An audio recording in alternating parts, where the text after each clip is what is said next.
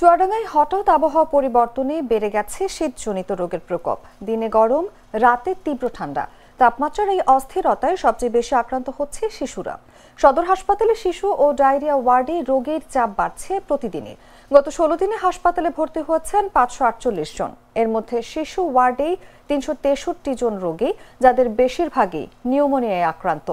Diarrhoea ওয়ার্ডে ভর্তি হয়েছেন 185 জন নারী, শিশু ও বয়োবৃদ্ধ। রোটা ভাইরাসের কারণে ডায়রিয়ার প্রকোপও কয়েক গুণ বেড়ে গেছে বলে জানিয়েছেন চিকিৎসকরা।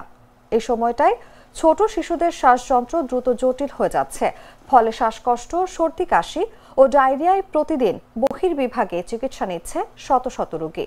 গত 16 দিনে নিউমোনিয়ায় আক্রান্ত হয়ে 2 নবজাতকের মৃত্যুর তথ্য দিয়েছে হাসপাতাল। অভিভাবকদের উদ্বেগ বাড়ছে। অনেকেই বলছেন, হঠাৎ সর্দি জ্বর থেকে শ্বাসকষ্ট শুরু হওয়ায় দ্রুত হাসপাতালে ছুটে আসতে হচ্ছে। শিশু বিশেষজ্ঞদের পরামর্শ, শিশুকে গরম কাপড় পরানো, মায়ের দুধ খাওয়ানো এবং সামান্য উপসর্গ দেখা দিলেই দ্রুত হাসপাতালে আনা জরুরি। হাসপাতাল কর্তৃপক্ষ জানিয়েছে, রোগীর চাপ বাড়লেও পরিস্থিতি নিয়ন্ত্রণে রয়েছে। সমস্যা ছিল, গড় গড় শব্দ হচ্ছিল, পায়ের মধ্যে জল ছিল। ডাক্তার মিলনের কাছে আগে দেখাইছিলাম, যে উনি অনেক মেডিসিন লিখে দিল, সেগুলো খাওয়ার পরে একটু কমেছে।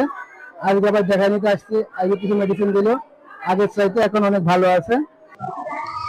আমার বাবুর নিউমোনিয়া হয়েছে, বিগত 4 দিন আমরা ভর্তি আছি।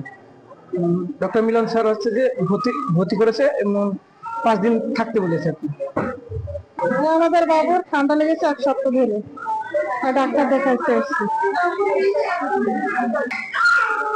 এখন আবহাওয়া চেঞ্জ হচ্ছে, মাঝে মাঝে শীত, মাঝে মাঝে গরম পড়তেছে। এই শীত গরমের মাঝামাঝি বাচ্চারা খুব অসুস্থ হচ্ছে। মূলত বাচ্চারা জ্বর, ঠান্ডা, কাশি এবং পাতলা পায়খানা রোগে ভুগতে চলেছে। পাশাপাশি বাচ্চাদের অনেক নিউমোনিয়া হচ্ছে।